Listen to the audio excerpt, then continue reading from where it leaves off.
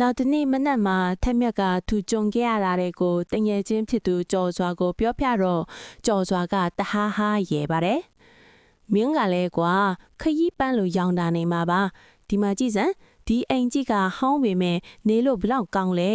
လို့ပြောရင်ကြော်စွာကအိမ်ပေါ်ထက်ကဖုန်တက်နေတဲ့မှန်တင်ကုန်ကြီးရှေ့မှာဘီးနဲ့ခေါင်းဖြီးနေတယ်။မှန်ထဲကမြင်ကွင်းထက်မြက်ကကြော်စွာကိုကြည့်နေရင်ရုတ်တရက်သွေးပြက်သွားတယ်။ကြော်စွာခေါင်းဖြီးနေတဲ့မှန်ထဲမှာကြော်စွာရဲ့အရေးအပြင်နောက်ထပ်မိန်းမတစ်ယောက်ရဲ့ပုံရိပ်ကကြော်စွာပခုံးပေါ်မေးတင်ပြီးရက်နေတာကိုမြင်လိုက်ရလို့ပါ။ရုပ်သွင်းအဲ့ဒီမိန်းမကစပင်ဒီဖားလျားချထားပြီးမျက်နာကဖြူဖြူနေတယ်။သူမရဲ့မျက်လုံးတွေကသွေးရောင်လွှမ်းနေပြီးထက်မြက်ကိုစိုက်ကြည့်နေတယ်။ထူးခြားချက်ကြော်စွာကတော့ဘာမှမသိဘူးတချင်းကြအေးအေးနဲ့ခေါင်းဖြီးနေစေ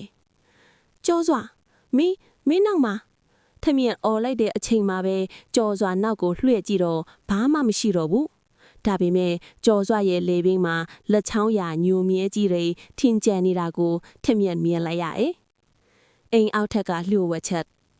ညနေဆောင်တော့သူတို့တငယ်ချင်းကျစုဟင်းချက်ဖို့အတွက်အိမ်အောက်ထက်ကမြေအောက်ခန်းထဲကိုထင်းသွားယူကြတယ်မြေအောက်ခန်းတစ်ခါကိုဖွင့်လိုက်ကနေဟောင်းနွမ်းပုတ်စော်နန်တဲ့အနံ့ကြီးကနှုတ်ခေါင်းထဲကိုအရှိန်နဲ့တိုးဝင်လာတယ်။ထက်မြက်ကလက်နှိပ်တက်မီနဲ့ထိုးကြည့်